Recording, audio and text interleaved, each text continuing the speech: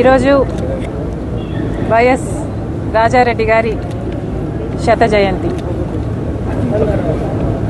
రాజారెడ్డి గారి 100వ జయంతి. రాజారెడ్డి గారిని ఈరోజు తలుచుకోవడానికి, నివాళులు అర్పించడానికి ఇక్కడికి రావడం జరిగింది.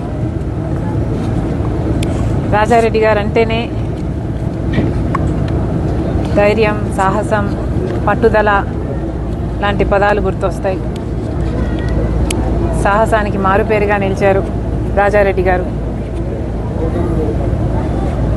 రాజారెడ్డి గారు రాజశేఖర్ రెడ్డి గారిని మలచడంలో కూడా ప్రజా నాయకుడిగా రాజశేఖర్ రెడ్డి గారు అంత లెజెండ్ అయ్యారు అంటే ఆ ప్రోత్సాహం అంతా రాజారెడ్డి గారిదే.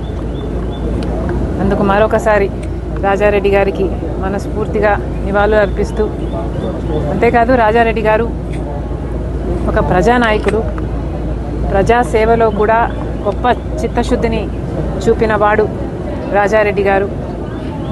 రాజారెడ్డి గారు నాకు గుర్తుండే, నేను చూడడమే, గంటల తరబడి ఎంతోమంది ప్రజల సమస్యలు వినేవాళ్ళు, పంచాయతీలు చేసేవాళ్ళు, పరిష్కరించేవాళ్ళు. రాజారెడ్డి గారు ప్రజాసేవలో హాస్పిటల్ కట్టారు, పాలిటెక్నిక్ కాలేజ్ కట్టారు, degree college, junior girls college, ఇలాంటివి ఎన్నో చేశారు రాజారెడ్డి గారు. అలాంటి వాడు నిజంగా ప్రజానాయకుడే. ప్రజల గుండెల్లో ఇప్పుడే కాదు, చిరస్థాయిగా నిలిచిపోయే వాళ్ళల్లో ఒకరు వైఎస్ రాజారెడ్డి గారు.